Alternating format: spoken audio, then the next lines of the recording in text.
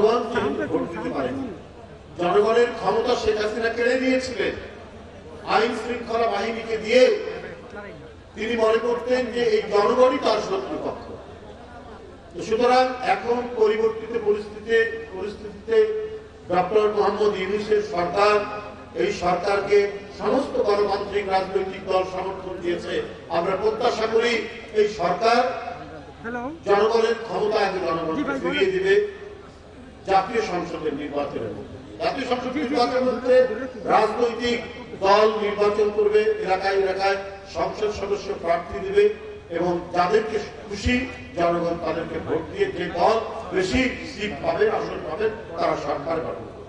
এটা শেখ হাসিনা 17 বছর হতে দেয়নি। সুতরাং জনগণের কাছে জনগণের ক্ষমতা ফিরিয়ে দিয়ে অবাধ সুষ্ঠু নির্বাচনের দায়িত্ব পালন করা হচ্ছে, মানে ডক্টর ইউনূস সাহেবের সরকারের প্রধান দায়িত্ব। এখানে স্থানীয় সরকার নির্বাচন আগে করার কারণটা কি আমি জানি।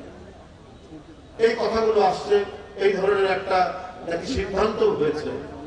তাহলে আমার আমি আগেও বলছি, আপনারা কি তাহলে রাজনৈতিক দল যারা গণতন্ত্রের জন্য আন্দোলন করেছে, যাদেরকে দমন পীড়ন করেছে শেখ হাসিনা, তার প্রতি কি আপনাদের বিশ্বাস নেই?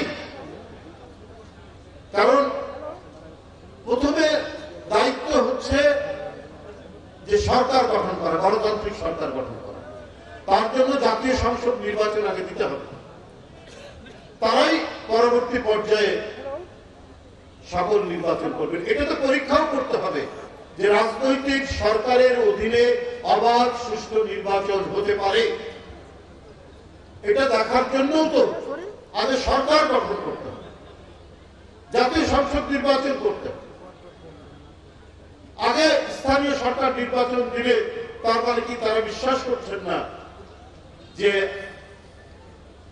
রাজনৈতিক দলের অধীনে যে দলকে জনগণ ভোট দিবে তাদের অধীনে সুষ্ঠু নির্বাচন হবে?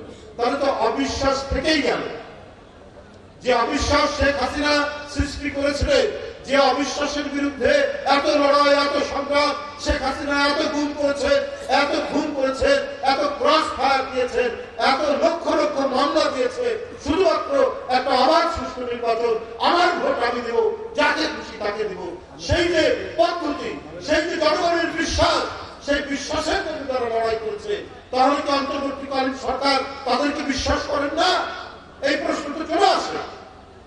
তো সুতরাং এই সরকারের উচিত সর্বাগ্রে জাতীয় সংসদ নির্বাচন দিয়ে গণতন্ত্রের যে যাত্রা, গণতন্ত্র এবং সংস্কার দুটোই কিন্তু চলমান প্রক্রিয়া। জনগণের যে দাবি অবাধ সুষ্ঠু নির্বাচনের জন্য আরো এই কাজ করা দরকার, আমাদের প্রশাসন পরিচালনা করার জন্য আরো এই সমস্ত সংস্কার করা দরকার, আমাদের পুলিশ সংস্কার করার জন্য আমাদের এই দায়িত্ব পালন করা দরকার।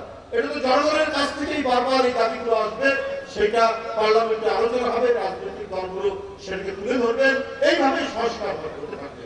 যুগ যুগ ধরে বিভিন্ন দেশে যেখানে গণতন্ত্র অত্যন্ত শক্তিশালী, সেই শক্তিশালী এইভাবেই সংস্কার হয়েছে। তো সেই পথ অবলম্বন না করে অন্য পথ দিয়ে গেলে পরে আবার ঘুরে ফিরে দেখবেন যে ফ্যাসিবাদ মাথা তুলে দাঁড়ানোর চেষ্টা করবে, মাথা চাড়া দেবে এবং নানা কথাবার্তা সেখানে হবে। আজকে ব্যাংক লুট করেছেন $16 বিলিয়ন। তাহলে কি তাদেরই প্রত্যাবর্তন চান আপনারা? 28 লক্ষ কোটি টাকা যদি আমি $16 বিলিয়ন কে কনভার্ট করি, প্রায় 28-27 লক্ষ কোটি টাকা বাংলাদেশ থেকে